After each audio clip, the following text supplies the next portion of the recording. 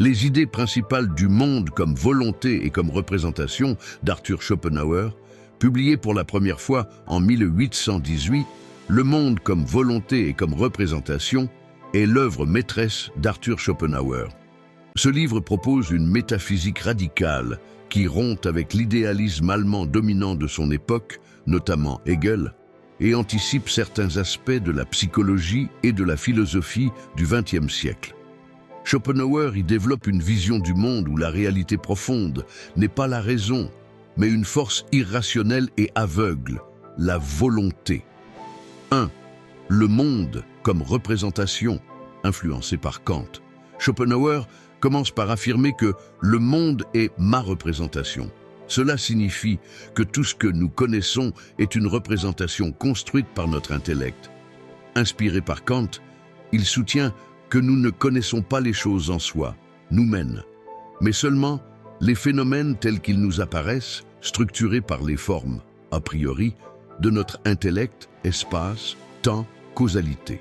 Ainsi, le monde que nous percevons est un ensemble d'objets liés par des relations de cause à effet, une toile de représentation soumise aux principes de raison suffisante. Rien n'est sans raison d'être, de devenir, d'exister ou d'être connu. 2. Le monde comme volonté, la réalité ultime. Cependant, Schopenhauer dépasse Kant en cherchant ce qui se cache derrière cette représentation. Il découvre que la chose en soi du monde n'est pas inaccessible, mais qu'elle nous est directement révélée à travers notre propre corps. Lorsque nous agissons, nous faisons l'expérience directe d'une volonté. Notre corps n'est pas seulement une représentation, mais aussi l'objectivation de notre propre volonté.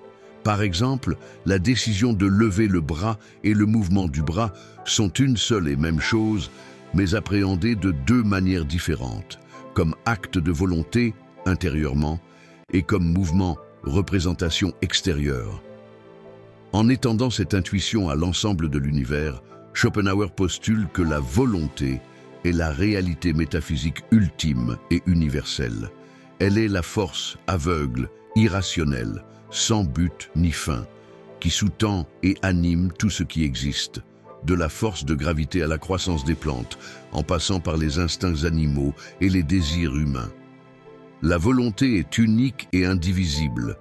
C'est une seule et même force qui se manifeste dans la diversité des phénomènes. La volonté est sans raison et sans but. Elle est une poussée constante et insatiable, un vouloir vivre infini qui ne mène à aucune satisfaction durable. 3. La souffrance comme essence de la vie. Puisque l'essence du monde est une volonté sans but et toujours insatisfaite, la vie est inévitablement et fondamentalement souffrance. Le désir est manque. Tout désir naît d'un manque, d'une privation. La satisfaction est temporaire et mène à l'ennui. Une fois un désir satisfait, un autre surgit, ou bien l'ennui s'installe, qui est lui-même une forme de souffrance. La lutte est universelle. La volonté se manifeste sous la forme de multiples individus qui luttent les uns contre les autres pour leur survie et la satisfaction de leurs désirs, perpétuant ainsi un cycle de douleur. Le pessimisme de Schopenhauer découle directement de cette métaphysique de la volonté. 4. Les voies de la négation de la volonté.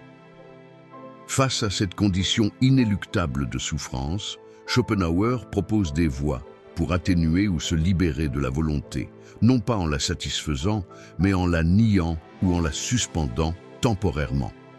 L'expérience esthétique, l'art. L'art permet une contemplation désintéressée des idées platoniciennes, les objectivations éternelles de la volonté.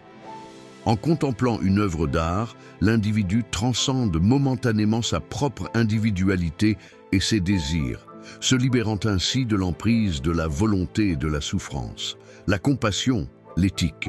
Reconnaître que la volonté est la même en chacun conduit à l'identification avec la souffrance d'autrui. La compassion n'est pas l'amour égoïste, qui est une manifestation de la volonté sexuelle, mais la capacité à ressentir la douleur de l'autre comme la sienne propre. C'est un premier pas vers la négation de l'égoïsme, et donc de la volonté individuelle. L'ascétisme est la négation de la volonté de vivre. La voie la plus radicale vers la libération est l'ascétisme. Cela implique la renonciation au désir, la chasteté, la pauvreté volontaire et le refus du vouloir vivre. Le saint, le sage, l'ascète parviennent à éteindre en eux-mêmes la volonté atteignant un état de quiétude et de paix, similaire au nirvana bouddhiste, qui est l'ultime libération de la souffrance. En résumé, le monde comme volonté et comme représentation est un système philosophique audacieux qui présente la réalité profonde comme une volonté aveugle et irrationnelle dont découle la souffrance inhérente à l'existence. Face à ce constat pessimiste, Schopenhauer propose des échappatoires à travers l'art, la compassion et l'ascétisme, des pratiques visant à nier ou à suspendre cette force primordiale pour atteindre la paix.